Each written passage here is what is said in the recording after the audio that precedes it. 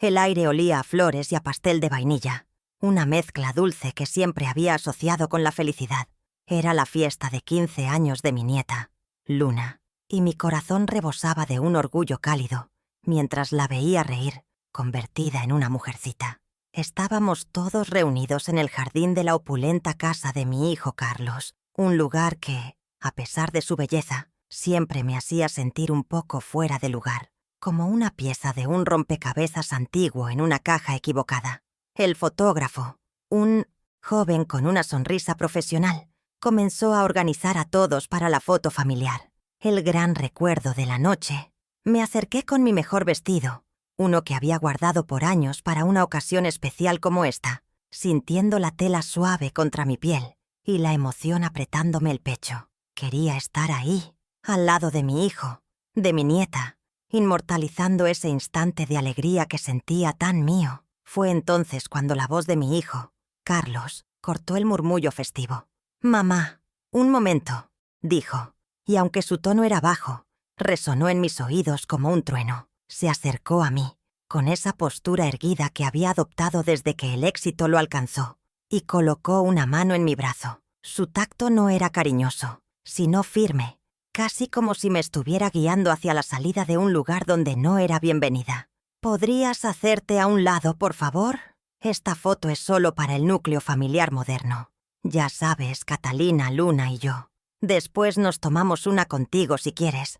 El mundo se detuvo. Las luces del jardín parecieron atenuarse.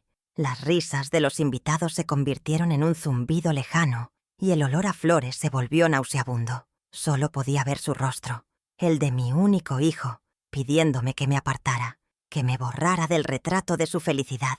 El fotógrafo desvió la mirada, visiblemente incómodo. Algunos de los invitados, amigos de Catalina y socios de Carlos, fingieron no haber escuchado, pero sus miradas curiosas y susurros ahogados me decían lo contrario. Me sentí desnuda, expuesta en mi dolor bajo el juicio silencioso de extraños. Catalina, mi nuera, observaba la escena desde su lugar junto a Luna, con una pequeña sonrisa de triunfo apenas disimulada.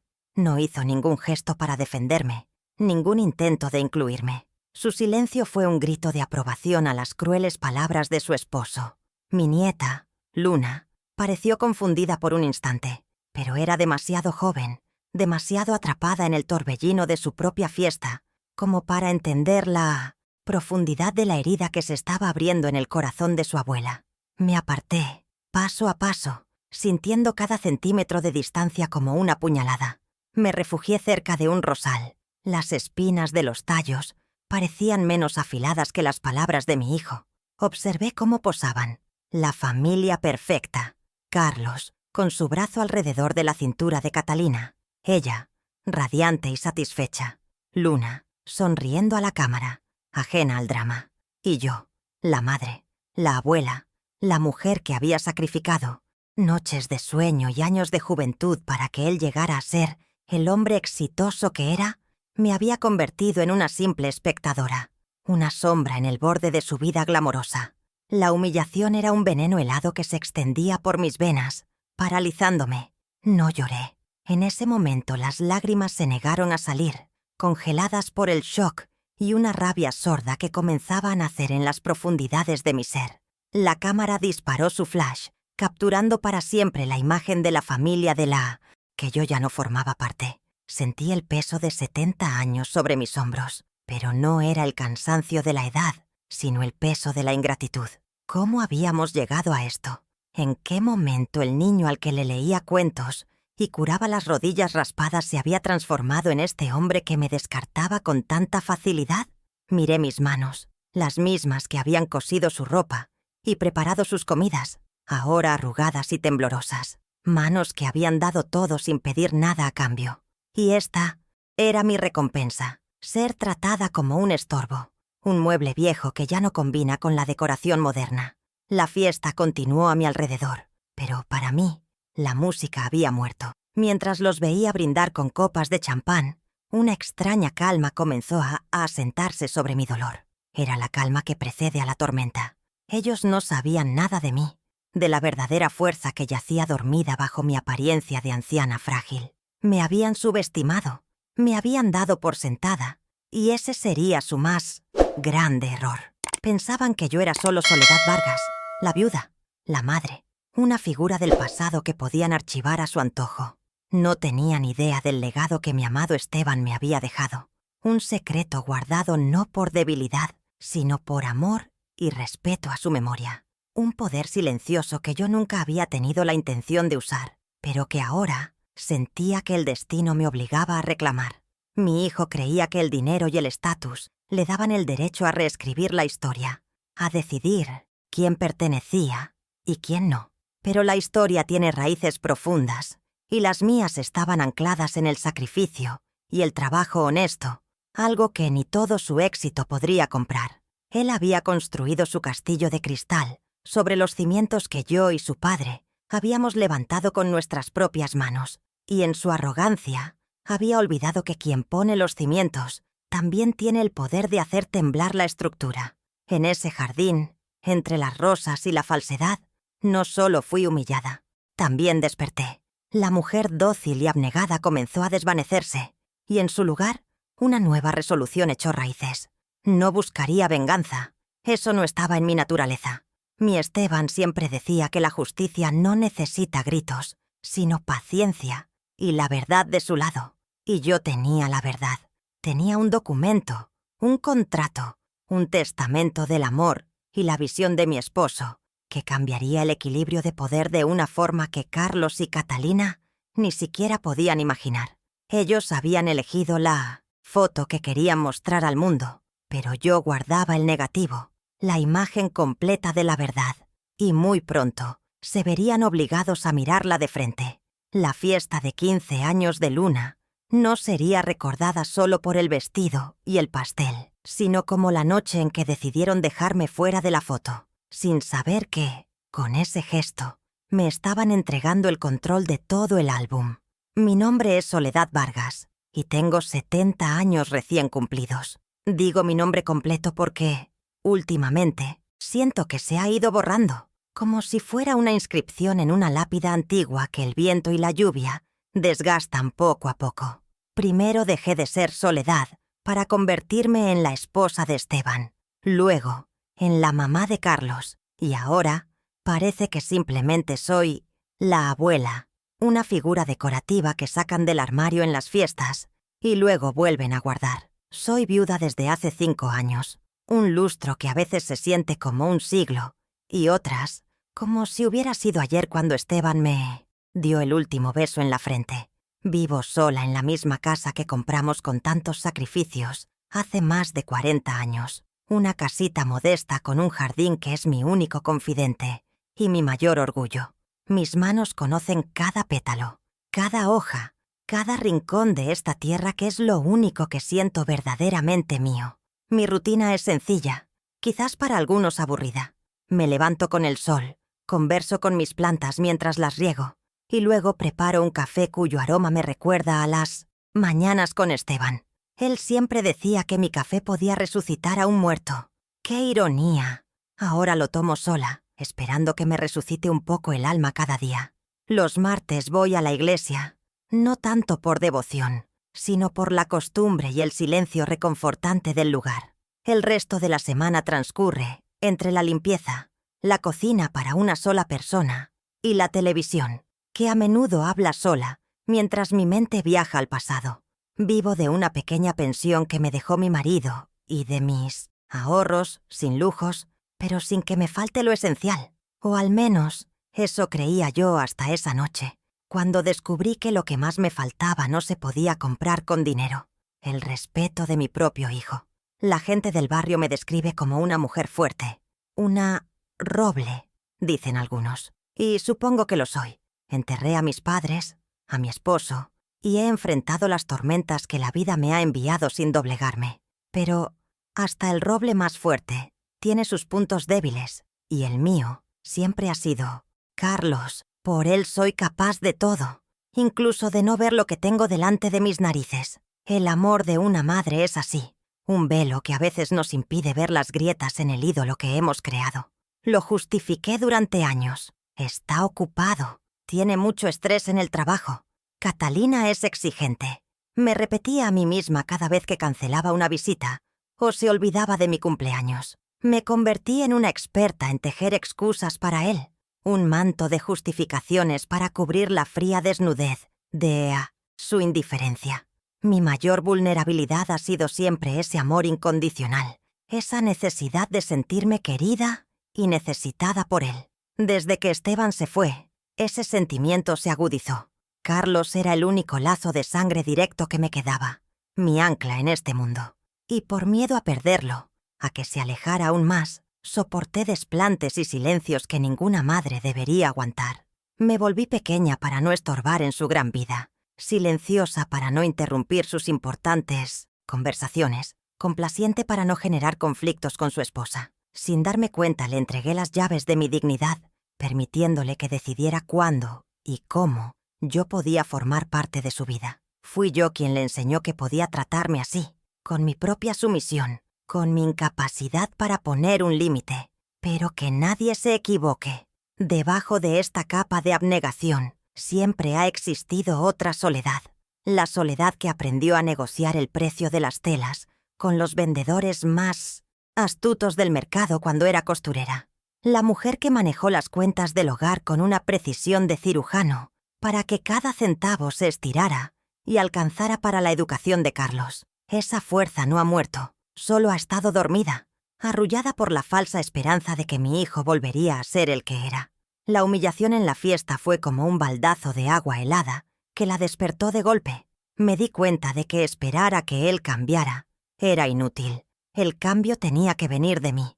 Tenía que recordar quién era yo antes de ser su madre, antes de ser la viuda de Esteban.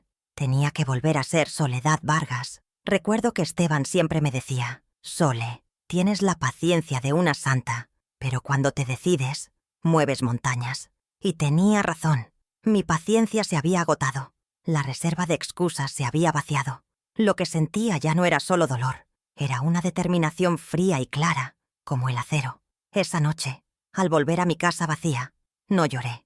En cambio, abrí el viejo baúl de Esteban, ese que no había tenido el valor de tocar en 5 años. El olor a él, a su ropa, a su vida, me envolvió. Pero ya no era un aroma que me invitaba a la nostalgia y la tristeza, sino uno que me infundía valor. Buscaba algo específico, un sobre grande de color manila que él me había hecho prometer que guardaría en un lugar seguro. Esto es tu seguridad, mi amor, tu voz, por si alguna vez la necesitas, me había dicho. Nunca entendí del todo a qué se refería. Pensé que era su manera de asegurarse de que no me faltara nada materialmente, pero ahora sus palabras adquirían un nuevo significado. No se trataba solo de dinero, se trataba de poder, de respeto. Se trataba de tener una voz en un mundo que había decidido que yo debía permanecer en silencio. Mientras mis dedos rozaban el sobre, sentí una conexión con mi esposo más fuerte que nunca. Era como si estuviera allí, a mi lado, dándome el empujón que necesitaba. La mujer que había sido públicamente borrada de una fotografía estaba a punto de reescribir todo el guión de la familia. Y lo haría no con gritos ni con llantos, sino con la inteligencia y la estrategia que siempre tuve, pero que había olvidado que poseía. Mi vida, hasta ese momento, se había centrado en cuidar de los demás. Primero de mis padres, luego de Esteban, siempre de Carlos. Me había especializado en ser un personaje secundario en la vida de todos. Pero el telón había caído sobre ese acto. Era hora de que la protagonista de mi propia historia saliera a escena. Y aunque me temblaban las rodillas al pensar en el camino que tenía por delante, también sentía una extraña excitación, la adrenalina de quien está a punto de reclamar lo que es suyo. La casa ya no se sentía tan vacía. Estaba llena de un propósito, de un plan que comenzaba a tomar forma en mi mente. La soledad ya no era mi enemiga, sino mi aliada, el espacio donde podía pensar, planificar y fortalecerme sin que nadie me viera. Soy Soledad Vargas, viuda, madre y abuela. Pero también soy la heredera de un legado de esfuerzo, la guardiana de un secreto y una mujer que ha sido empujada al límite. Y cuando a una mujer así se le empuja, no siempre cae. A veces aprende a volar. Mi vulnerabilidad, mi amor por mi hijo, No había desaparecido, pero ahora estaba acompañada de una nueva compañera, la determinación de hacerme respetar. Ya no me conformaría con las migajas de atención que me lanzaban. A partir de esa noche, me sentaría a la mesa como la matriarca que soy, y si no había una silla para mí, no dudaría en traer la mía propia, aunque tuviera que construirla yo misma. El juego había cambiado, y las reglas, a partir de ahora, las pondría yo. La transformación no sería fácil, lo sabía. Requeriría un coraje que no estaba segura de poseer por completo, y una frialdad que no era natural en mí. Tendría que enfrentarme a mi propio hijo, al fruto de mi vientre, y eso desgarraba una parte de mi alma. Pero la alternativa era peor, seguir viviendo como una sombra, aceptando la humillación como mi destino, y permitiendo que el legado de sacrificio de mi amado Esteban fuera pisoteado por la arrogancia y la superficialidad. No podía permitirlo, por mi dignidad, por la memoria de mi marido, y, aunque pareciera contradictorio, también por Carlos. A veces, la lección más grande de amor que una madre puede dar es enseñar a su hijo las consecuencias de sus actos, por doloroso que sea el método. Y yo estaba a punto de convertirme en la maestra más severa que él jamás hubiera tenido. ¿Y tú? ¿Qué habrías hecho en mi lugar? Cuéntamelo en los comentarios. Si quieres escuchar más historias como esta, suscríbete y acompáñame. Mi familia es pequeña, o al menos lo que queda de ella. Solo tengo un hijo, Carlos, mi Carlitos, que ahora es un hombre de 45 años. Y de él, tengo a mi única nieta, Luna, la luz de mis ojos, aunque últimamente esa luz me la dejen ver a cuentagotas. Carlos era mi compañero, mi confidente, especialmente después de que su padre nos dejara. Recuerdo las tardes enteras que pasábamos en la cocina, él contándome sus sueños de construir grandes edificios, y yo escuchándolo con el corazón henchido de orgullo. Éramos un equipo. Él era el soñador, y yo, la que le ayudaba a mantener los pies en la tierra, la que le recordaba que los cimientos son la parte más importante de cualquier construcción. ¿Quién me iba a decir que él se olvidaría de esa lección tan fundamental, no en sus edificios, sino en su propia vida, olvidando los cimientos que le dieron origen? Todo empezó a cambiar, de forma sutil pero implacable, el día que Catalina entró en nuestras vidas. Se conocieron en un evento de arquitectura y, desde el principio, vi en ella una ambición que me heló la sangre. Catalina no miraba a mi hijo, miraba su potencial. Veía en él un trampolín para escalar el muro social que tanto anhelaba saltar. Es una mujer elegante, siempre impecable, con una sonrisa que nunca llega a sus ojos. Para ella, la vida es una pasarela, y la familia, un accesorio que debe combinar con su imagen de éxito. Yo, con mis manos de costurera y mis vestidos sencillos, simplemente no encajaba en su colección. Es la principal arquitecta de la distancia, entre Carlos y yo, construyendo muros invisibles pero inquebrantables, con cada comentario sarcástico, con cada invitación olvidada, con cada plan familiar del que sutilmente me excluían. Carlos, mi pobre Carlos, es el antagonista secundario en esta triste obra. Y digo pobre no para justificarlo, sino porque su debilidad me da una profunda lástima. Se dejó seducir por el brillo de la vida que Catalina le ofrecía, un mundo de cócteles, apariencias y contactos influyentes. Se enamoró tanto de la imagen de éxito que su esposa proyectaba, que empezó a avergonzarse de sus propios orígenes, de la casita modesta donde creció, del olor a guiso casero, de la madre que aún usa un delantal manchado de harina. Su deseo de agradar a Catalina, de mantener esa fachada de núcleo familiar, moderno y poderoso, se ha vuelto más fuerte que su amor y su lealtad hacia mí. Él no es un hombre malvado en esencia, o al menos me aferro a esa idea. Es un hombre débil que ha perdido su brújula moral, cegado por las luces de neón de un mundo al que desesperadamente quiere pertenecer. Recuerdo un episodio hace un par de años que debería haberme abierto los ojos. Era mi cumpleaños, y por primera vez en mi vida Carlos no vino a verme. Me llamó por la noche, con la voz apurada, diciendo que Catalina había organizado una cena de última hora con un inversor muy importante. «Lo siento, mamá. Es por mi carrera. ¿Lo entiendes, verdad?», me dijo. Y yo, como siempre, lo entendí. o fingí que lo hacía. Más tarde vi en las redes sociales de Catalina una foto de esa noche. No era una cena de negocios. Era una fiesta en un yate con sus amigos. Mi hijo me había mentido para no pasar unas horas con su madre en su cumpleaños, porque mi celebración humilde no encajaba en la agenda glamurosa de su esposa. Ese día sentí una punzada de dolor, pero la enterré bajo otra capa de excusas. La negación es, a veces, el único refugio que nos queda. La motivación de Catalina es tan clara como el agua. El estatus. Ella ve mi presencia como una mancha en su currículum social. Soy el recordatorio viviente de que Carlos no nació en cuna de oro, sino que su éxito fue forjado con el sudor y los callos de unos padres de clase trabajadora.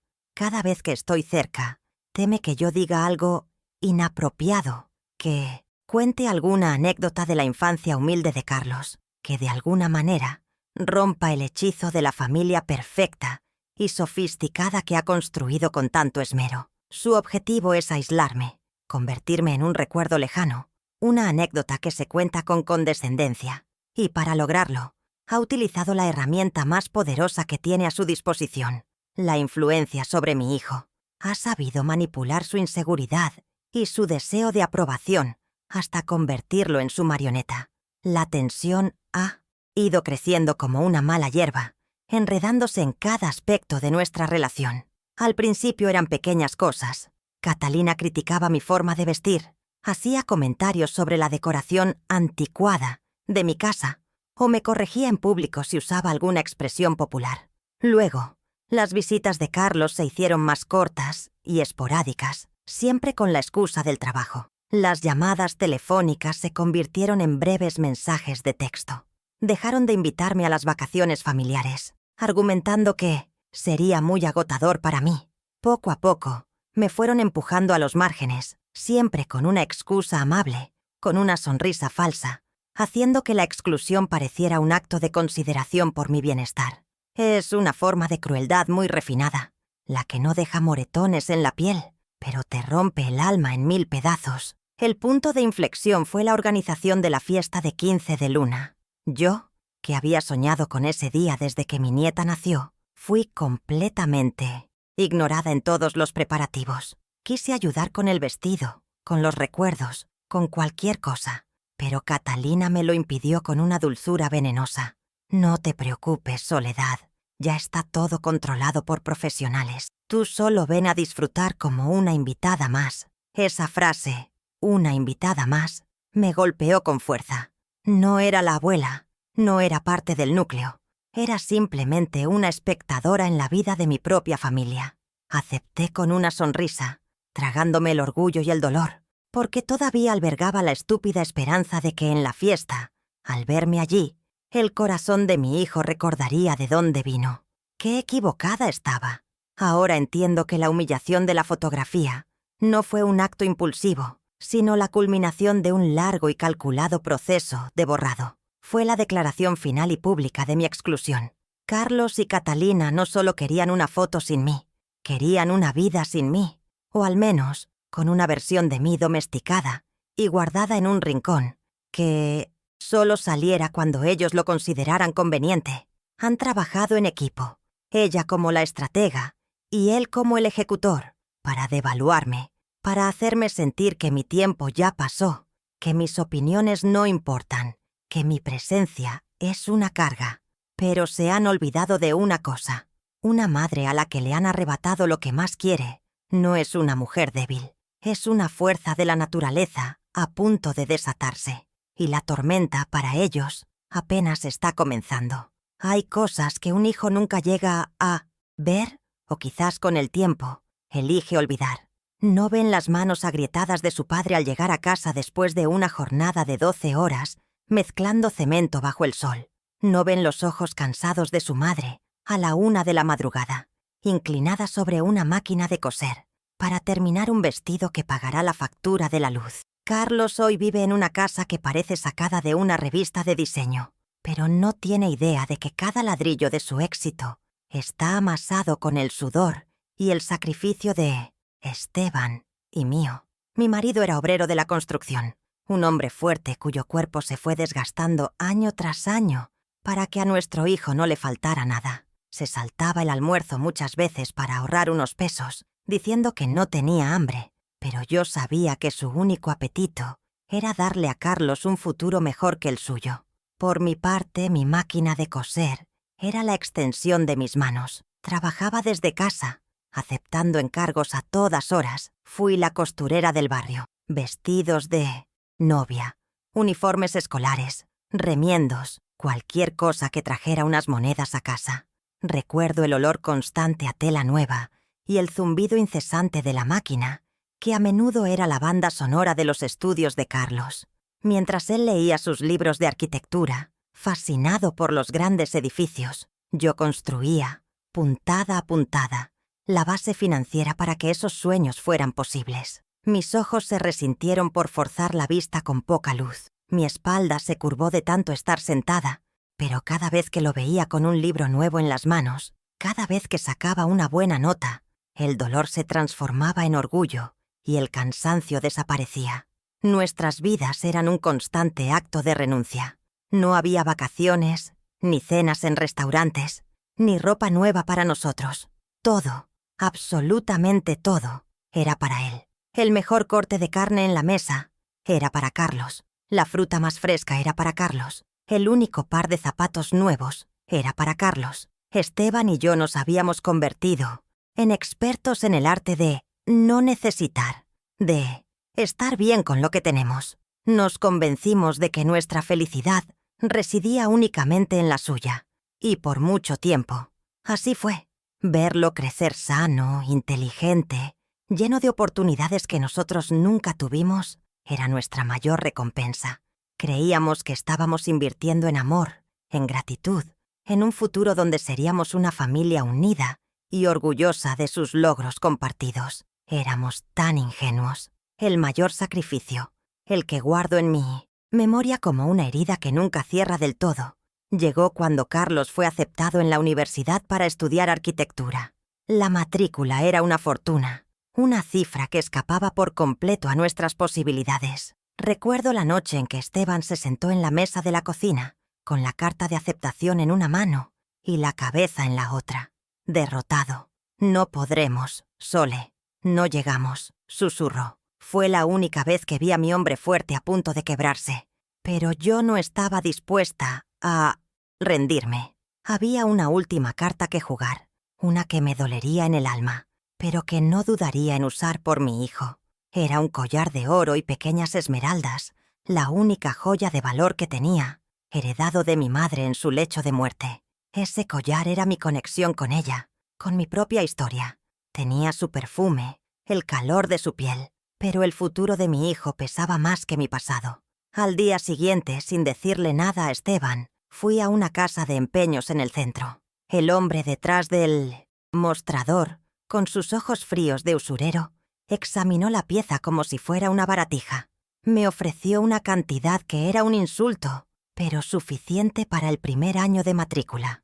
No regateé. Simolemente tomé el fajo de billetes, sintiendo que estaba vendiendo un pedazo de mi alma, y salí de allí sin mirar atrás. Esa noche, le dije a Esteban que había recibido un pago por adelantado de un gran encargo de costura. Él nunca supo la verdad, y Carlos, por supuesto, tampoco. Él simplemente recibió la noticia de que podía ir a la universidad. Hoy, Carlos es un arquitecto de renombre. Diseña edificios de lujo, urbanizaciones para millonarios, espacios que yo solo puedo imaginar. Gana en un mes lo que Esteban y yo no ganábamos en 5 años. Y a veces me pregunto si alguna vez, mientras dibuja sus planos perfectos, se detiene a pensar en las manos que pagaron por ese conocimiento. Si se da cuenta de que la elegancia de sus diseños fue financiada por la venta de la única joya de su madre, por los almuerzos que su padre no comió, por las noches en vela de ambos. Lo dudo. La gente como él y Catalina prefieren no mirar hacia atrás, no sea que el reflejo de su pasado empañe el brillo de su presente. Es más fácil creer que todo lo lograron solos, por su propio mérito. El contraste entre lo que dimos y lo que recibimos es un abismo tan profundo que me da vértigo. Le dimos nuestras vidas enteras, nuestro sudor, nuestros sueños. A cambio, He recibido una llamada telefónica apresurada en mi cumpleaños, una invitación como invitada más a la fiesta de mi nieta. Y finalmente, la orden de apartarme de una fotografía familiar.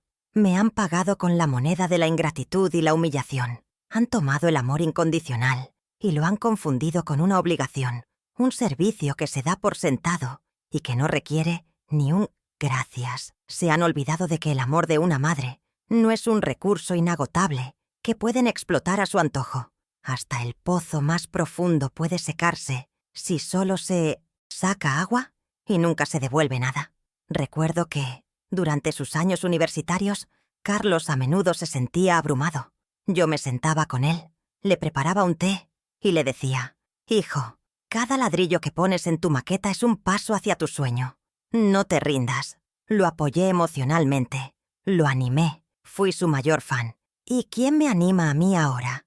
¿Quién se sienta a mi lado en la soledad de mi casa vacía y me dice que no me rinda? Nadie, porque para ellos yo ya cumplí mi función. Fui el andamio que usaron para construir su edificio. Y una vez que la obra está terminada y es bonita por fuera, el andamio se retira porque afea la fachada. Esa es la cruda y dolorosa verdad que he tardado 70 años en aceptar. No me arrepiento de los sacrificios. Los hice por amor, y el amor verdadero nunca es un error. De lo que me arrepiento es de no haberle enseñado a mi hijo el valor de esos sacrificios, de haberle dado todo tan incondicionalmente que llegó a creer que era su derecho, en lugar de un regalo. Le enseñé a construir edificios, pero se me olvidó enseñarle a construir puentes, especialmente el que debía mantenerlo unido a sus raíces, a su historia, a su madre. Ese fue mi gran fallo como educadora. Pero, como dicen, nunca es tarde para una última lección. Y la que estoy a punto de impartir no la olvidará jamás. Será una lección sobre cimientos, sobre gratitud y sobre el precio real de las cosas. A veces, cuando Catalina presume de sus joyas, de sus collares de diamantes y pulseras, de diseño, yo me toco el cuello desnudo y recuerdo mi collar de esmeraldas. Y pienso que no hay joya más cara en el mundo que la que se vende para comprar la dignidad y el futuro de un hijo. Es una deuda que no se paga con dinero, sino con amor, respeto y honor. Y es una deuda que Carlos ha dejado sin saldar por demasiado tiempo. Ahora ha llegado el momento de que el cobrador llame a su puerta. Y ese cobrador, para su sorpresa, no será un extraño, sino su propia madre, la mujer a la que consideraba una reliquia sin valor, sin saber que ella era, en realidad, la dueña de todo el tesoro. Mi esposo Esteban no era un hombre de muchas letras, pero tenía una sabiduría que no se aprende en los libros. Era un hombre previsor, de los que siempre guardan un poco de leña para el invierno más crudo. Y aunque me dejó hace 5 años, su amor y su protección se extienden más allá de la tumba, de una forma que ni yo misma había comprendido del todo hasta ahora. Carlos y Catalina creen que vivo de una modesta pensión, que mis ahorros son limitados. Me ven como una viejecita frágil, a la que hay que cuidar, aunque su cuidado consista en mantenerme a una distancia prudente. Desconocen por completo el último gran acto de amor de mi marido, un secreto que hemos guardado entre los dos, él en su silencio eterno y yo en mi discreción. Un secreto que ahora siento vibrar en mis manos como una llave a punto de entrar en la cerradura correcta. Poco antes de enfermar, Esteban vendió un pequeño terreno que habíamos heredado de sus padres, una tierra a la que no dábamos uso. Junto con todos los ahorros que habíamos acumulado durante 40 años de trabajo incansable, reunió una suma considerable. Yo pensaba que lo guardaría en el banco, para nuestra vejez. Pero Esteban tenía otros planes. Tenía un amigo de toda la vida, Javier, un hombre recto y trabajador como él, que estaba empezando una pequeña empresa constructora. Esteban confió en él. Vio en el proyecto de Javier no solo un negocio, sino una forma de que nuestro esfuerzo floreciera, de que las paredes que él levantó durante toda su vida se multiplicaran. Invirtió hasta el último centavo, convirtiéndose en socio mayoritario de esa empresa incipiente. Pero aquí viene la parte que cambiará todo. Esteban, con esa inteligencia callada que lo caracterizaba, decidió no poner nada a su nombre. Quizás intuía la debilidad de carácter de nuestro hijo, o quizás simplemente quería protegerme a mí, asegurarse de que yo tuviera la última palabra en el legado de nuestra familia. El contrato de sociedad, la titularidad de la participación mayoritaria de la constructora Cimientos Fuertes, fue redactado enteramente a mi nombre, Soledad Vargas. Recuerdo el día que me lo entregó, en ese sobre color manila que guardé en su baúl. «Esto es tuyo, Sole. Es el fruto de nuestro trabajo. Úsalo con sabiduría, y solo cuando tu corazón te diga que es el momento», me dijo, con una seriedad que me conmovió profundamente. Yo nunca toqué ese dinero ni me involucré en la empresa. Para mí, ese sobre era un recuerdo sagrado de Esteban, una prueba de su amor. Además, compartía su filosofía. Carlos debía construir su propio camino, sin herencias que le facilitaran las cosas. Creíamos en el valor del esfuerzo personal, así que guardé el secreto. Javier, el socio de mi esposo, respetó mi decisión y anualmente me entregaba los informes de dividendos que yo religiosamente guardaba en la misma caja, sin gastar un solo peso. Observaba desde lejos cómo la pequeña empresa crecía, cómo Cimientos Fuertes se hacía un nombre en el sector, siempre con la sensación de que estaba cuidando el último sueño de mi marido. Nunca imaginé que ese sueño sería mi arma más poderosa. Este documento, este contrato que me acredita como dueña de la mayor parte de una constructora próspera, ha permanecido en la oscuridad, esperando. No es una herencia en el sentido tradicional. Es un poder latente, un recurso que nadie sabe que poseo. Carlos y Catalina, en su arrogancia, han investigado mis finanzas. Sé que lo han hecho. Me han preguntado sutilmente sobre mi pensión, sobre mis gastos, asegurándose de que yo no represente una carga para ellos en el futuro. Se sienten seguros en su conocimiento de mi supuesta precariedad. Viven en una ignorancia dichosa, sin sospechar que la anciana a la que humillan tiene, en los papeles, más poder e influencia en el mundo de la construcción que el propio Carlos, mi afamado hijo arquitecto. El secreto ha sido mi compañero silencioso durante estos años de soledad. A veces, en las noches más duras, abría el baúl y sostenía el sobre, sintiendo el peso del papel, el peso de la responsabilidad y el amor de Esteban. Era un consuelo, una promesa de que no estaba completamente sola ni desamparada. Pero ahora, ese consuelo se ha transformado en un propósito. Ya no es solo el legado de mi marido, es mi herramienta para reclamar mi dignidad. El destino, con su ironía a veces cruel y a veces justa, ha querido que la misma industria en la que mi hijo cree reinar, la construcción, sea el escenario donde aprenderá la lección de su vida. Y la arquitecta de esa lección no será Catalina, con su ambición desmedida, sino yo, Soledad Vargas, la costurera, la viuda, la accionista mayoritaria. Después de la fiesta, un silencio pesado se instaló entre mi hijo y yo. Un silencio que era más ruidoso y doloroso que cualquier grito. Pasaron semanas sin una llamada, sin un mensaje. Yo, por mi parte, decidí no buscarlo. Mi orgullo, o lo que quedaba de él, me lo impedía. Fue Catalina quien rompió el hielo, pero de una forma que solo añadió sal a la herida.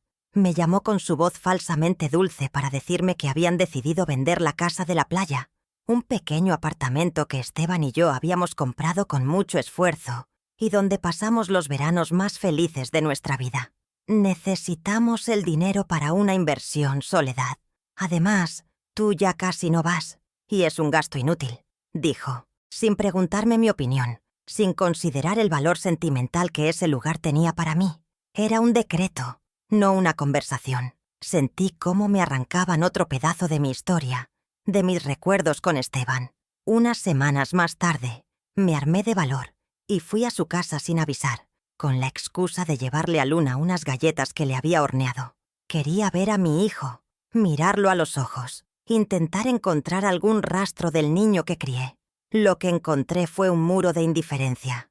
Carlos estaba en una llamada de trabajo en su despacho y apenas me dedicó un saludo con la mano. Catalina me recibió con una sonrisa tensa y me guió a la cocina, como si fuera una visita de servicio. Me ofreció un vaso de agua y se quedó de pie, mirando el reloj, dejando claro que mi presencia era una interrupción. Luna bajó, me dio un beso apurado, tomó las galletas y subió corriendo a su cuarto. Me quedé allí, en esa cocina enorme e impersonal, sintiéndome más sola que en mi propia casa. Nadie me preguntó cómo estaba. Nadie se sentó a conversar conmigo. Fui invisible. El siguiente episodio ocurrió en público, lo que lo hizo aún más humillante. Coincidimos en el mismo restaurante un domingo.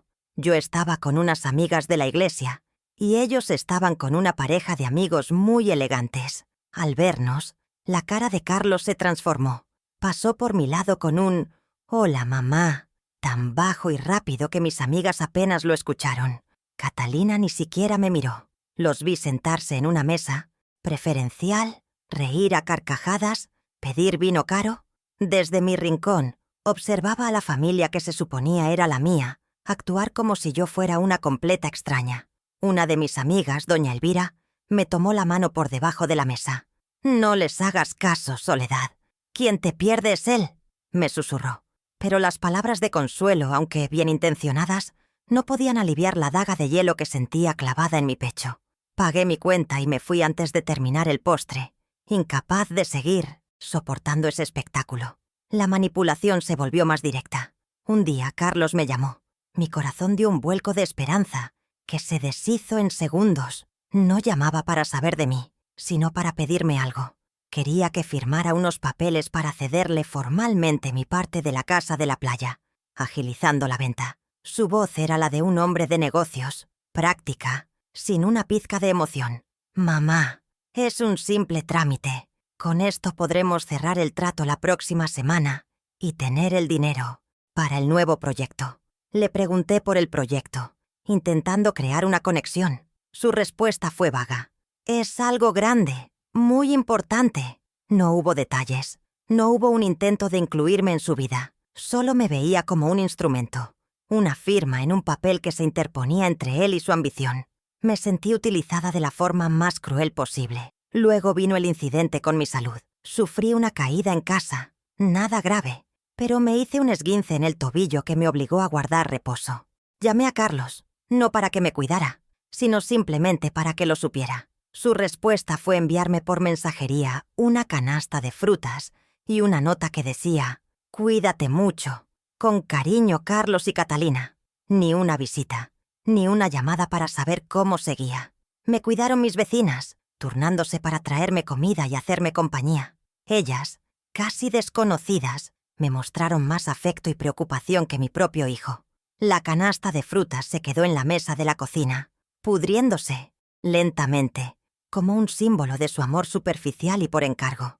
Cada día que pasaba, la fruta se marchitaba un poco más, reflejando el estado de mi corazón.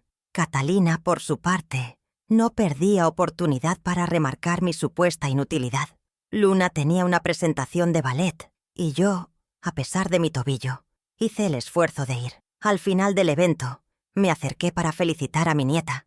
Catalina estaba allí, rodeada de otras madres. Al verme llegar cojeando, dijo en voz alta, para que todas la oyeran: «Ay, Soledad, qué esfuerzo tan grande has hecho, pero no deberías arriesgarte así a tu edad.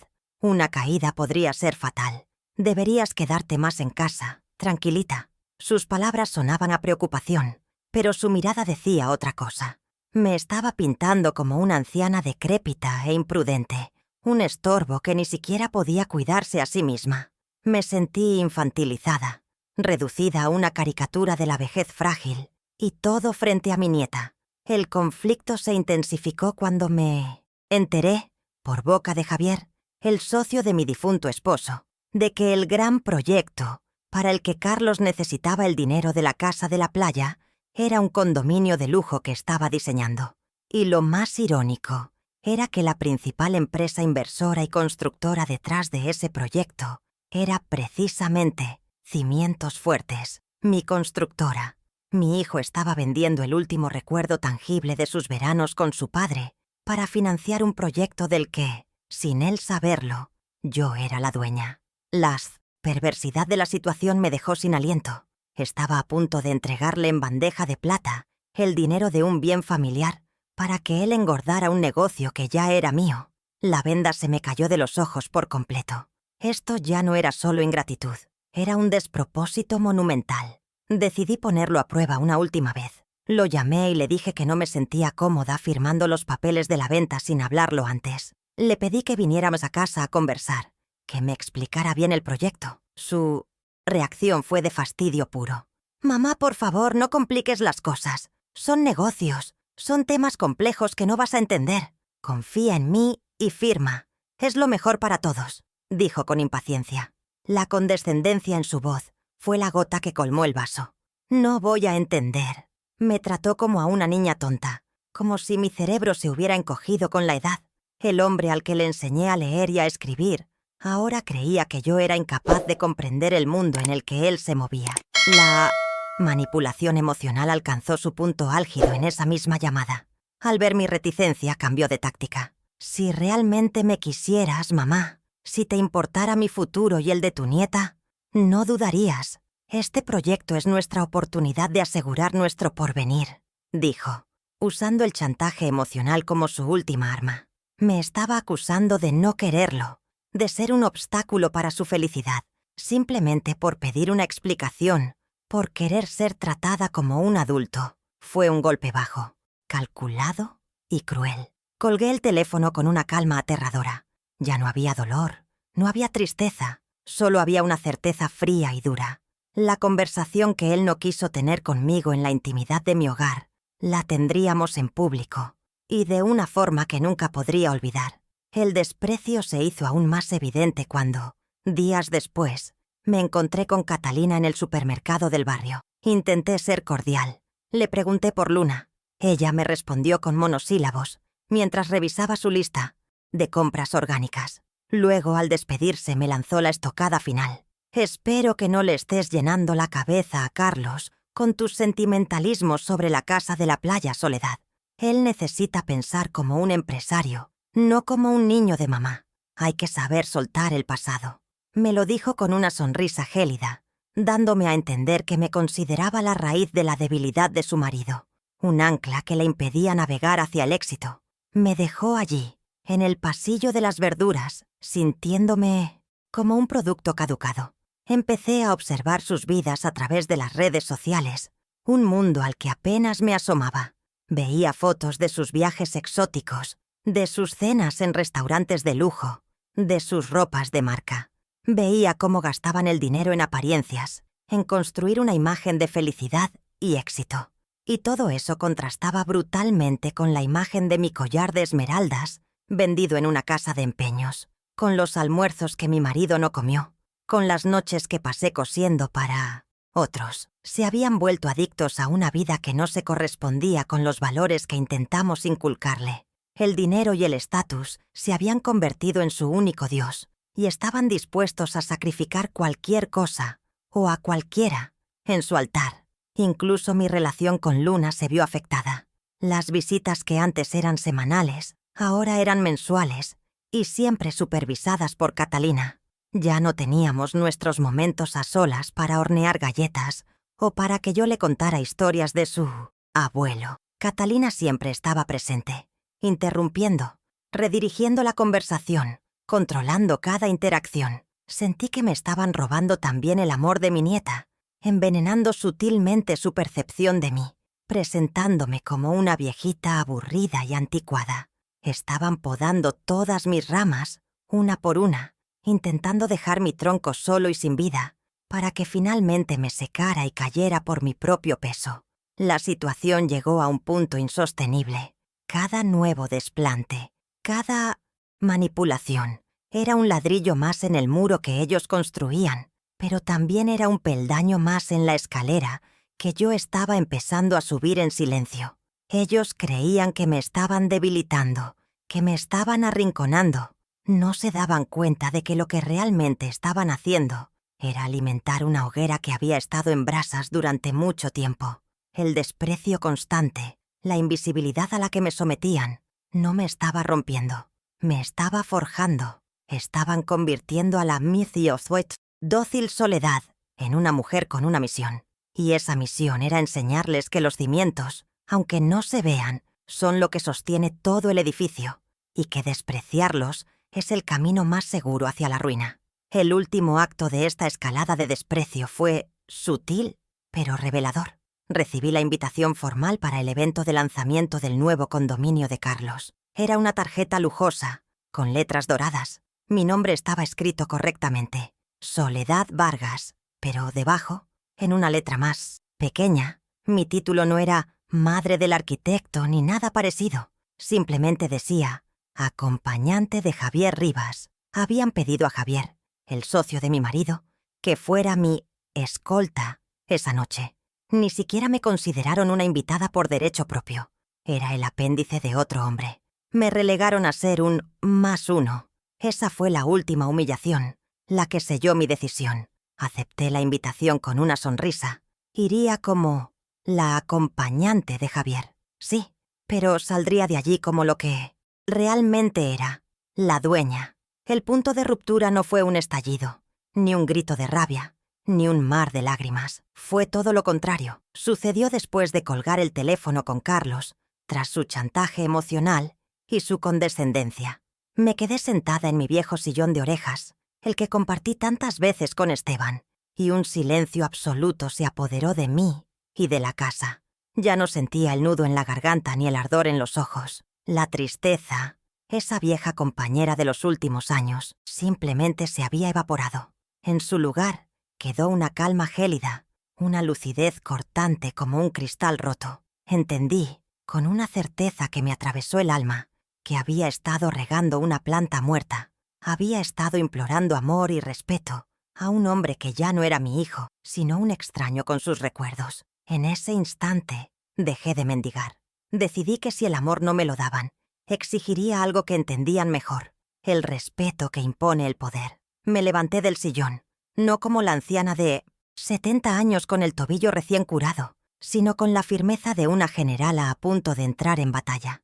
Mis movimientos eran deliberados. Cada paso tenía un propósito. Fui directamente al baúl de Esteban, lo abrí sin la nostalgia temblorosa de otras veces y saqué el sobre de Manila. Lo coloqué sobre la mesa del comedor, junto al teléfono. Mis manos no temblaban. Observé el documento durante un largo rato, no como un recuerdo, sino como un mapa, como un arsenal. Era la última voluntad de mi marido, pero también se había convertido en la primera herramienta de la mía. La mujer que había suplicado por un lugar en una fotografía, ahora tenía en sus manos el poder de rediseñar todo el panorama. Ya no era una víctima, era una estratega, y la primera pieza de mi tablero estaba a punto de moverse. Con una resolución que me sorprendió a mí misma, tomé el teléfono y marqué el número de Javier Rivas, el socio de mi marido. Era un número que tenía guardado en mi agenda desde hacía años, pero que nunca había usado para nada más que para agradecerle los informes anuales. Sonó 3 veces antes de que su voz amable y algo ronca contestara. «Javier, habla Soledad Vargas», dije, y mi propia voz sonó diferente, más firme, con un matiz de acero que ni yo misma reconocía. Hubo una pausa de sorpresa al otro lado de la línea. «Soledad, qué gusto. ¿Está todo bien?» Su pregunta estaba cargada de una genuina preocupación, un calor que contrastaba brutalmente con la frialdad de mi propio hijo. Esa simple muestra de humanidad reafirmó mi decisión. Estaba del lado correcto de esta historia. «Estoy perfectamente, Javier. Mejor que nunca, de hecho», respondí, y era la verdad. «Te llamo por negocios. Ha llegado el momento de que asuma mi lugar en cimientos fuertes. Necesito tu ayuda y tu discreción. Quiero saberlo todo.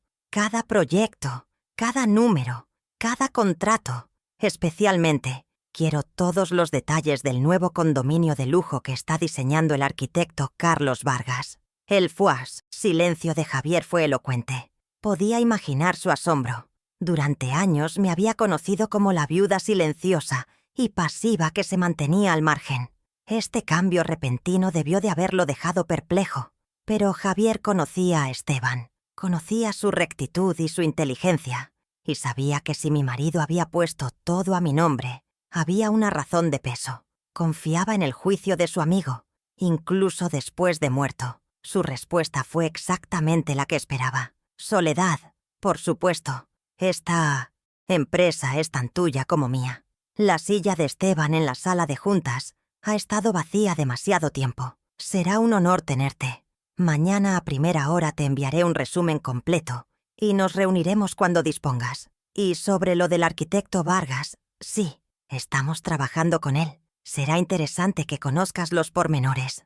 No hubo preguntas sobre mis motivos, no hubo juicios, solo lealtad y profesionalismo. Esa llamada fue mi primer paso para salir de las sombras. Al colgar, sentí que una parte de mí, la que había estado dormida y resignada, había resucitado. El plan apenas comenzaba a esbozarse en mi mente, pero sus cimientos, como los que construía mi marido, ya eran sólidos. Pasé el resto de la noche no con el corazón roto, sino con la mente afilada. Extendí sobre la mesa los informes anuales que Javier me había enviado a lo largo de los años y que yo había archivado sin prestarles demasiada atención. Ahora los leía con avidez, con una concentración feroz. Los números, las cifras de crecimiento, los activos de la empresa, todo desfilaba ante mis ojos, dibujando el retrato de una compañía mucho más poderosa y exitosa de lo que yo había imaginado. Cimientos fuertes, ya no era una pequeña constructora, era una fuerza en el mercado, y yo era su dueña. La ironía era casi poética. Mientras mi hijo y mi nuera me veían como una carga, yo era, sin que ellos lo supieran, la fuente invisible de una parte de su opulencia. Mi plan no consistía en destruir a mi hijo. La venganza es un plato que se sirve caliente y te quema la boca. Yo prefería la justicia, que es un plato que se cocina a fuego lento y nutre el alma. Mi objetivo era educativo, aunque la lección fuera severa. Quería que Carlos entendiera el valor del respeto, el peso de la gratitud, el verdadero significado de la palabra familia. Para ello, no necesitaba gritar ni acusar.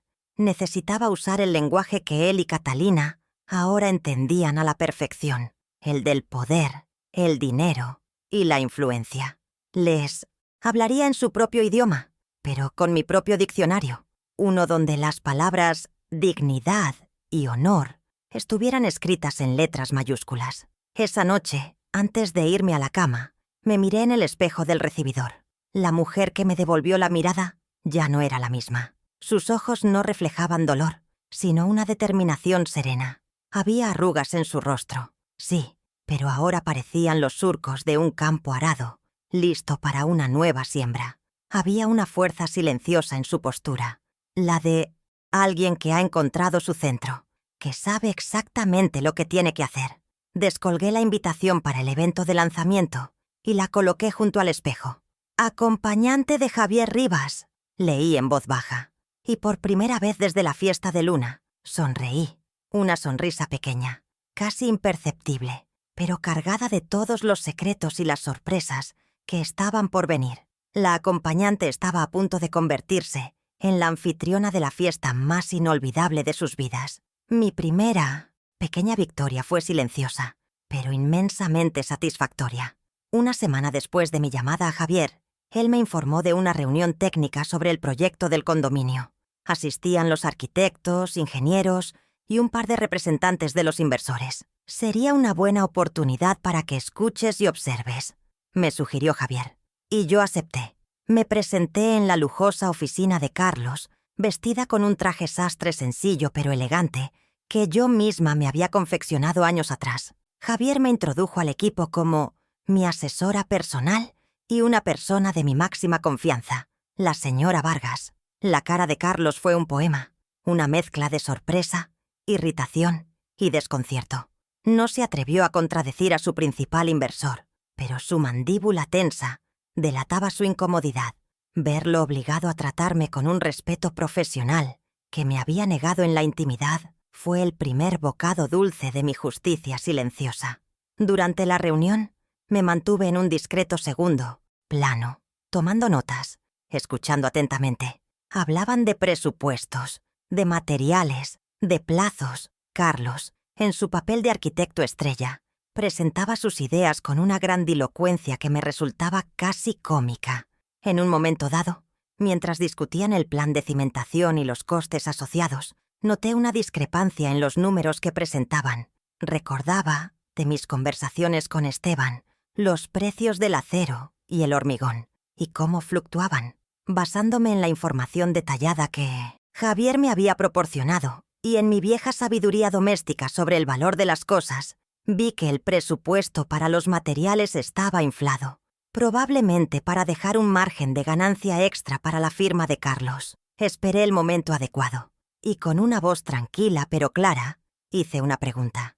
«Disculpen mi ignorancia, soy solo una asesora».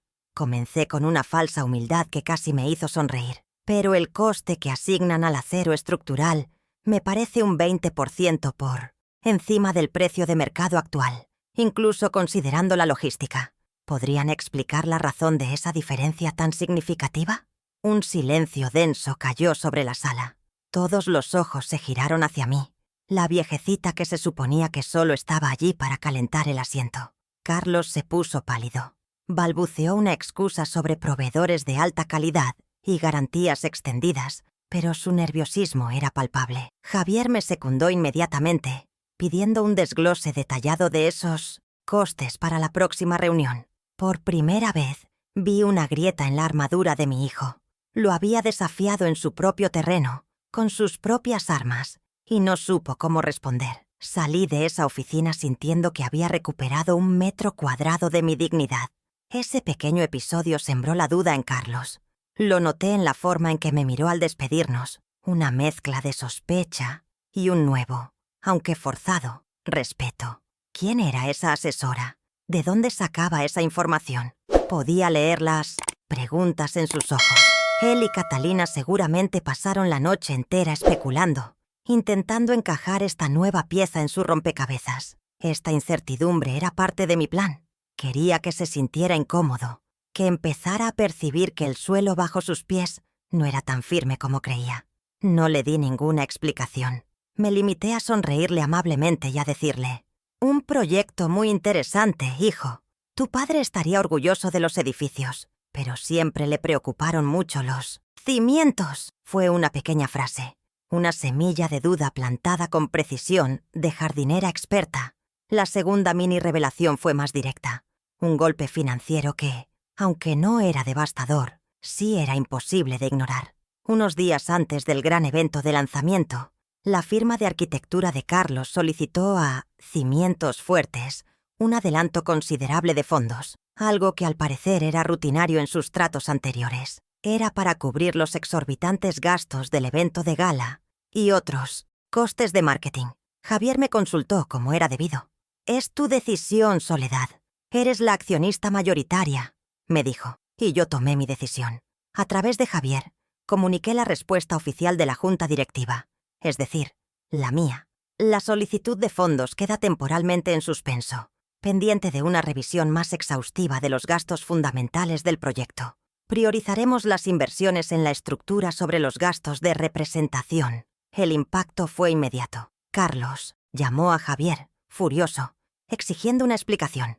¿Cómo se atrevían a negarle fondos para el evento que era crucial para las ventas? ¿Qué era esa nueva burocracia? Javier, siguiendo mis instrucciones, fue cortés pero inamovible.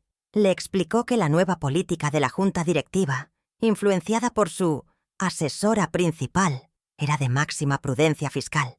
Le sugirió que, si necesitaba los fondos con urgencia, quizás su firma podría cubrirlos con sus propios recursos y luego presentar las facturas para un posible reembolso. Fue un movimiento maestro. Lo obligué a enfrentarse a una consecuencia directa de un poder que no podía controlar ni identificar del todo. Lo puse en una posición en la que tendría que usar su propio dinero, o el de Catalina, para financiar su ostentosa fiesta. Esta acción generó un pánico visible en su campamento. Catalina, que vivía por y para estos eventos sociales, debió de entrar en cólera. Imagino las discusiones en esa casa de diseño, la tensión palpable al darse cuenta de que el flujo de dinero que daban por sentado de repente tenía un guardián, uno muy estricto. Este obstáculo financiero, esta pequeña humillación burocrática, era una lección práctica. Les estaba enseñando que cada acción tiene un coste y que la opulencia y el derroche no son un derecho adquirido. Les estaba mostrando de una forma que pudieran entender que las decisiones ahora pasaban por un filtro de sensatez y valores que ellos habían olvidado hacía mucho tiempo. Los valores de Esteban y míos, el trabajo duro antes que la apariencia. Esta pequeña victoria renovó mi espíritu. Cada paso de mi plan que funcionaba me daba más fuerza, más confianza en mí misma. Ya no era la mujer que lloraba en silencio por los rincones. Era una jugadora activa, moviendo mis piezas con una calma y una precisión que nunca supe que poseía. Javier se había convertido en mi cómplice leal, disfrutando en silencio de cada momento en que la arrogancia de Carlos chocaba contra el muro de mi nueva autoridad. Tu marido estaría aplaudiendo de pie, Soledad, me dijo después de la llamada con Carlos, y yo sabía que era verdad. Estaba honrando su memoria de la mejor manera posible, protegiendo nuestro legado y enseñando a nuestro hijo una lección que ni la mejor universidad del mundo podría ofrecerle. El ambiente previo al evento de lanzamiento se cargó de una nueva tensión. Carlos se vio obligado a recortar algunos de los lujos más extravagantes de la fiesta, y me enteré por Javier de que tuvo que pedir un préstamo personal para cubrir el resto. Estaba estresado, irritable. Me llamó una vez, con un tono extrañamente contenido, para invitarme personalmente al evento, una formalidad que claramente le habían obligado a cumplir. Le agradecí la llamada con una dulzura que debió de desconcertarlo aún más. No mencioné el dinero, ni la reunión, ni nada. Mantuve mi papel de anciana amable e inofensiva. El contraste entre mi comportamiento y las sacudidas que estaba sintiendo en su vida profesional lo tenía completamente descolocado. La confusión del adversario es una ventaja táctica invaluable. Estas mini revelaciones fueron cruciales. No solo debilitaron la posición de mi hijo y le causaron problemas tangibles, sino que también me fortalecieron a mí.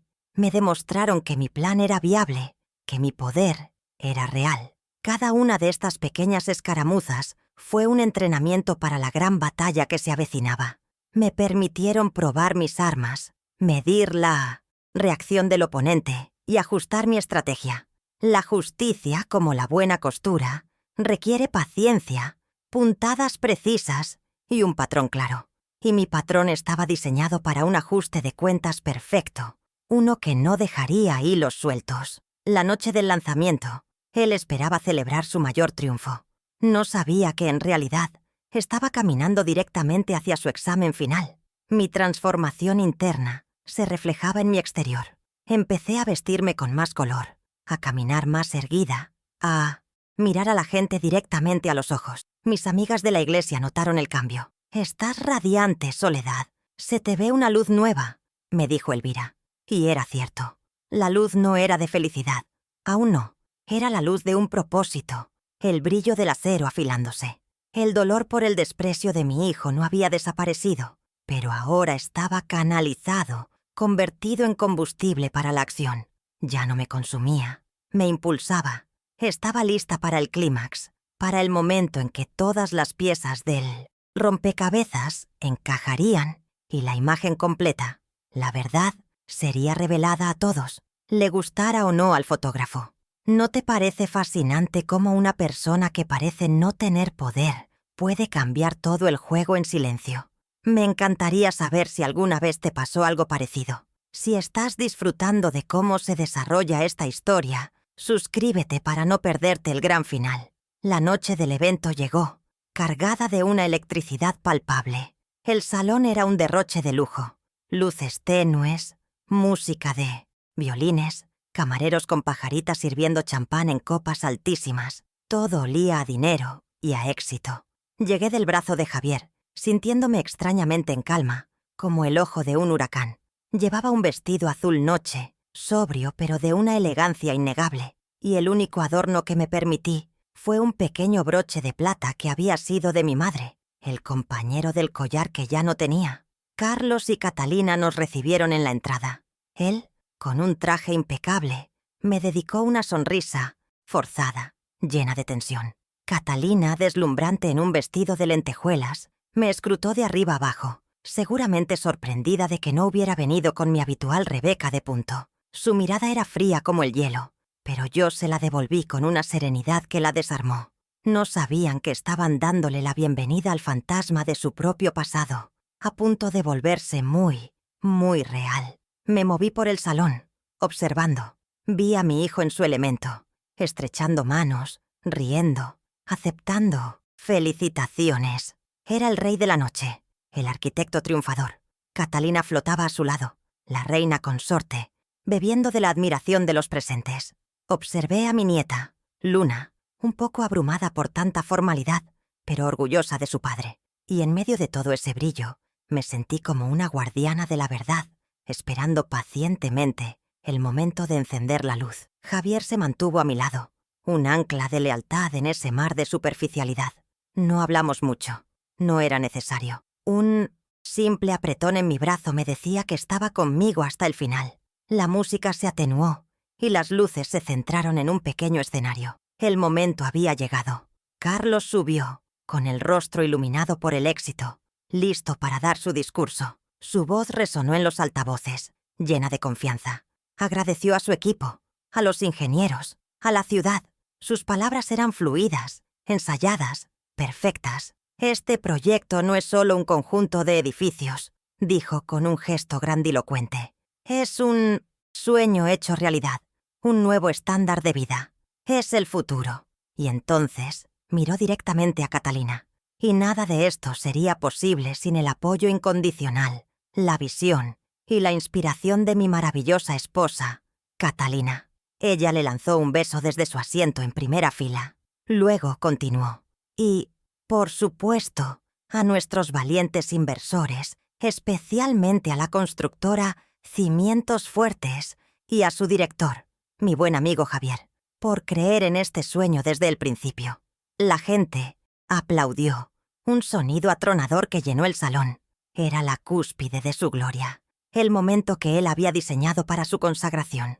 Pero el guión de la noche tenía una página que él no había escrito. Justo cuando Carlos iba a concluir, Javier subió al escenario. Le puso una mano en el hombro a mi hijo, quien lo miró con sorpresa. Javier tomó el micrófono. Carlos, magníficas palabras, pero has olvidado un agradecimiento. El más importante de todos, dijo Javier, su voz grave imponiendo silencio. Has hablado de visión, de apoyo, de creer en un sueño. Pero tanto tú como yo sabemos que los sueños, como los edificios, necesitan algo más importante, cimientos sólidos. Y esta noche me gustaría pedirle que suba al escenario a la verdadera fuerza detrás de Cimientos Fuertes, la persona cuyo legado y capital son la roca sobre la que se ha construido todo este proyecto. El desconcierto se apoderó del rostro de Carlos. Catalina se inclinó hacia adelante en su asiento, frunciendo el ceño. Un murmullo recorrió la sala. «Damas y caballeros», continuó Javier, y su voz se llenó de una emoción contenida. «Tengo el inmenso honor de presentarles a la socia mayoritaria, la dueña silenciosa de Cimientos Fuertes, la mujer cuyo sacrificio y visión de futuro lo iniciaron todo.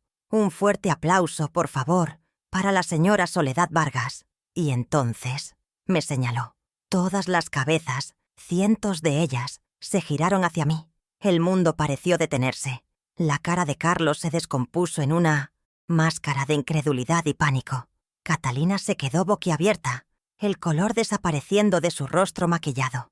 Caminé lentamente hacia el escenario, cada paso resonando en el silencio atónito del salón. Sentí las miradas de todos sobre mí, pero no me intimidaron. Subí los 2 escalones con una dignidad que no sabía que poseía y me paré junto a Javier, frente a mi hijo petrificado.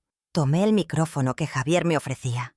Mis manos estaban firmes. Miré a la audiencia y luego mis ojos se posaron en Carlos. «Buenas noches», comencé, mi voz serena, amplificada por los altavoces. «Mi hijo tiene razón. Este es un lugar de sueños, pero a veces olvidamos de qué están hechos los sueños. No nacen del lujo, sino del sacrificio». Hice una pausa, dejando que las palabras calaran. Mi difunto esposo, Esteban, el padre de Carlos, era obrero de la construcción. Pasó su vida levantando paredes para otros, soñando con que su hijo, un día, diseñara los edificios que él solo podía construir. Él creía en los cimientos, en el trabajo honesto, en el valor de cada ladrillo, y con el trabajo de toda su vida fundó la empresa que hoy financia este lujo. Ustedes ven un condominio de lujo. Continué, mi voz suave pero implacable. Yo veo las noches en vela de una costurera. Veo las manos agrietadas de un obrero.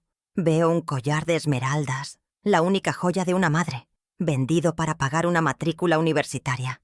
El verdadero cimiento de este lugar no es de hormigón y acero, es de amor, de renuncia y de un legado que algunos, en su prisa por alcanzar el éxito, han decidido olvidar y despreciar. No levanté la voz, no había ira en mi tono, solo la calma devastadora de la verdad. Cada palabra era una puntada, cosiendo el sudario de su arrogancia. La humillación que yo había sentido en privado, él ahora la estaba experimentando, multiplicada por 100, bajo los focos y la mirada de todo su mundo. El silencio en el salón era total. Nadie tosía, nadie se movía. Podía ver el rostro de Catalina, contorsionado por el horror y la humillación pública. Su estatus, su imagen, todo se estaba desmoronando en tiempo real. Carlos estaba lívido, con los ojos llenos de una mezcla de pánico y, por primera vez en mucho tiempo, de vergüenza. Me miraba como si me viera por primera vez, no como su madre, la viejecita, sino como una fuerza que no había anticipado, una verdad que no podía negar. La historia de la familia humilde, la que tantos se habían esforzado por enterrar bajo alfombras, persas y mármol italiano, acababa de ser contada en el escenario de su mayor triunfo.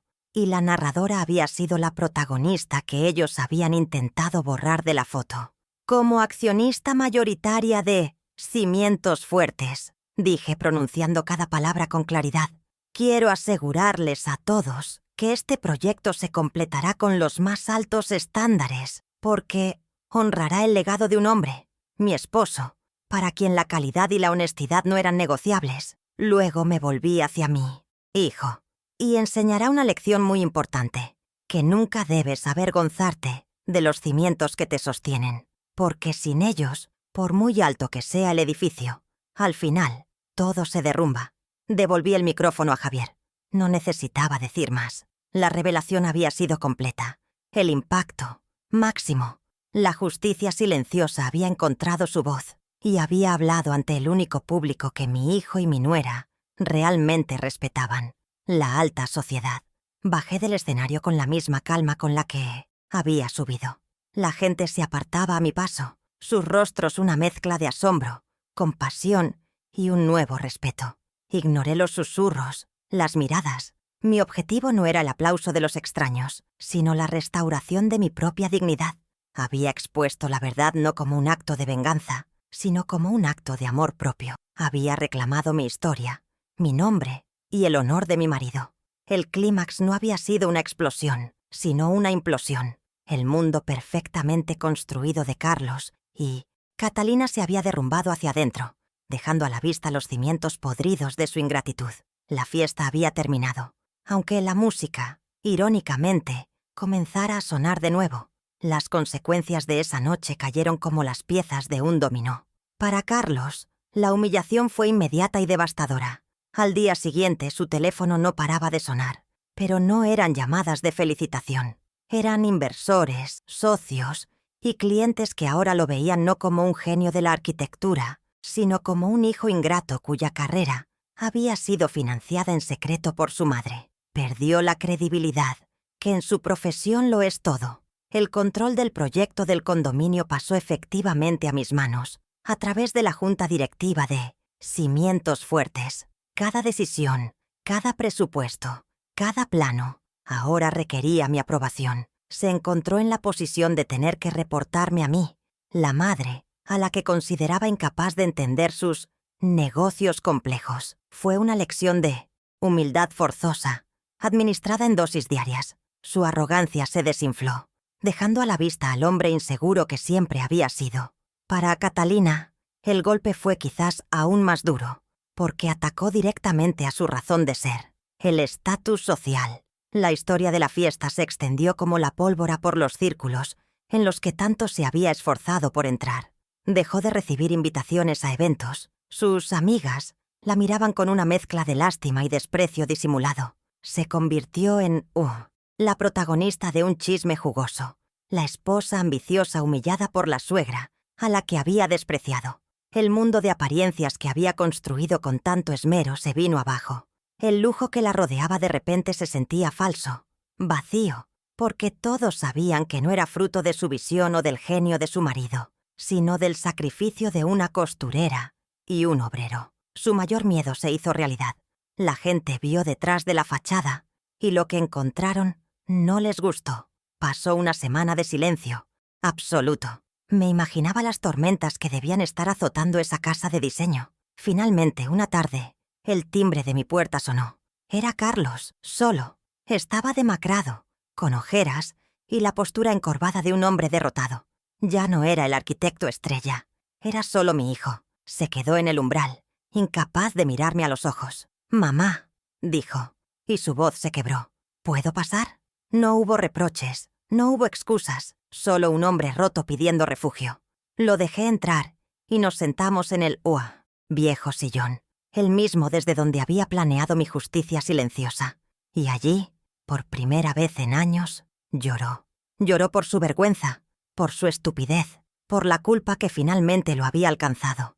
Y yo, a pesar de todo, le puse una mano en el hombro, porque el amor de una madre, aunque se endurezca, nunca se rompe del todo.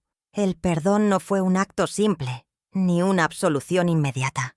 Escuché sus disculpas, sus arrepentimientos, y supe que eran sinceros, nacidos no solo de la humillación, sino de una comprensión tardía pero real de su falta. Pero el daño había sido demasiado profundo como para borrarlo con unas lágrimas. «Te perdono, hijo», le dije con calma, «pero el perdón no significa olvido. La confianza que rompiste no se reconstruye en un día». Le puse una condición para empezar de nuevo, para intentar sanar a nuestra familia. No le pedí dinero, ni control, ni nada material. Le pedí algo mucho más difícil: compromiso. Iremos a terapia familiar. Los tres, tú, yo y Catalina. Si ella se niega, entonces nuestra relación no tendrá futuro. Necesitamos aprender a comunicarnos de nuevo, a respetarnos. Necesitamos construir nuevos cimientos. Mi vida, por otro lado, floreció de una manera que nunca hubiera esperado. Asumí mi rol en cimientos fuertes, no como una figura decorativa, sino como una presidenta activa. Mi sentido común, mi experiencia de vida administrando la escasez y mi conocimiento innato del valor del trabajo duro resultaron ser activos, increíblemente valiosos. Descubrí que tenía un talento natural para los negocios, para ver más allá de los números y entender a las personas. Me gané el respeto de Javier y de todo el equipo, no por ser la dueña, sino por mi sabiduría y mi ética de trabajo. Dejé de ser Soledad Vargas, la viuda, y me convertí en Doña Soledad, una mujer de negocios respetada y admirada. Encontré un propósito más allá de mi rol de madre y abuela, un nuevo capítulo que no sabía que anhelaba escribir. La casa dejó de sentirse vacía. Ahora estaba llena de planos, de informes, de llamadas telefónicas. Empecé a viajar para visitar los proyectos, a vestirme con la elegancia que siempre me gustó pero que nunca me permití. Pero la mayor transformación fue interna. Recuperé mi voz, mi confianza, mi sentido de valor. Ya no necesitaba la aprobación de mi hijo para sentirme completa.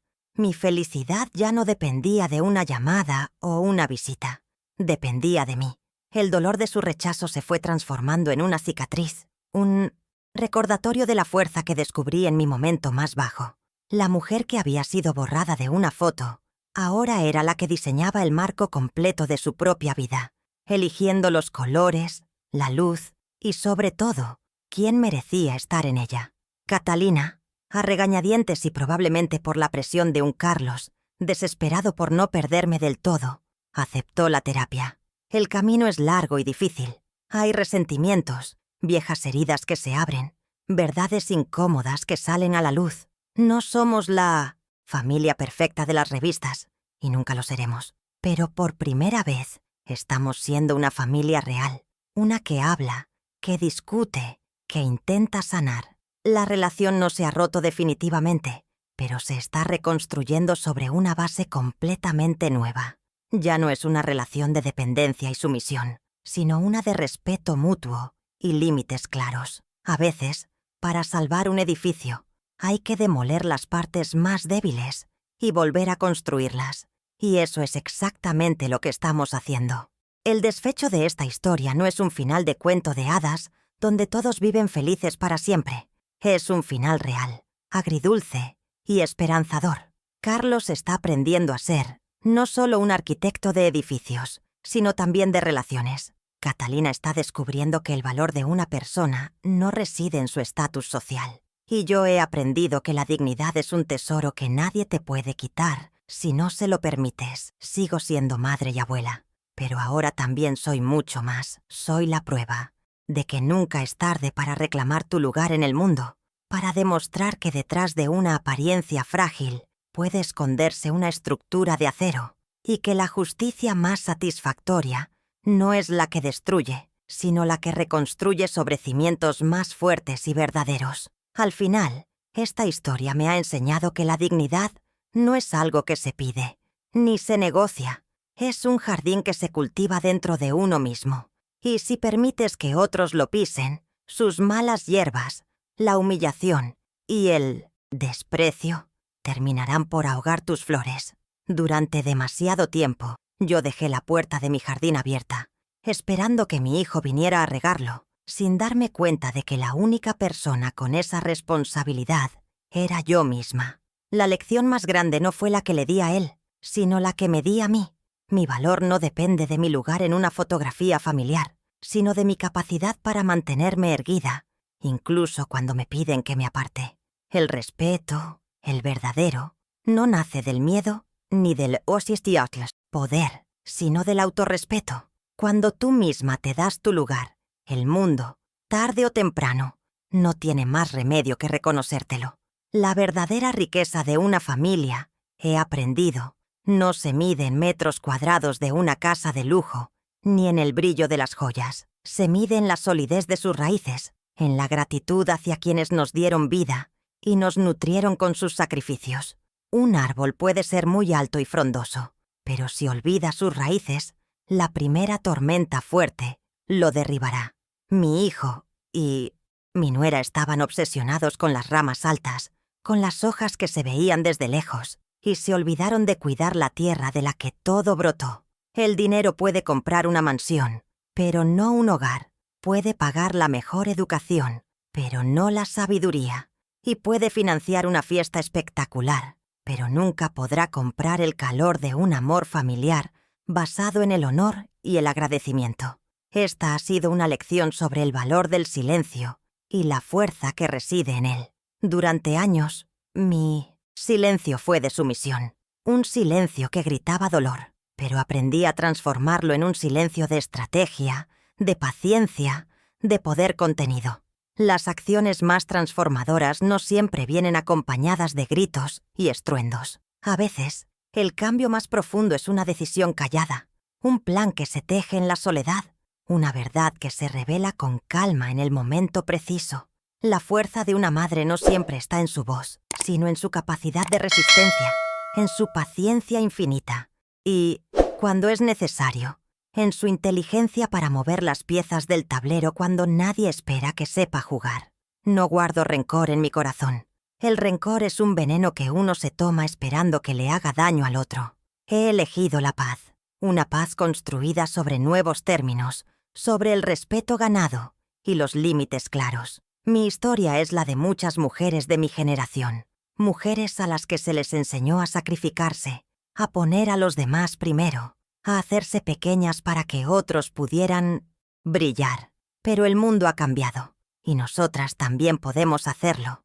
Nunca es demasiado tarde para recordar quiénes éramos antes de ser madres, esposas o abuelas.